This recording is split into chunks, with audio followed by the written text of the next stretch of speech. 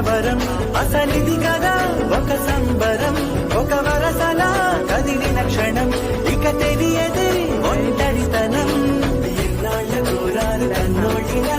వస్తుంది పోయాయి కరీలా ఇల్లంతా మారింది సందళ్ళుగా మీరంతా విందారి వందేమిరా మనవారే వెనకుంటే మరణాన్నే మరిచేది మనసంతా వెలుగేన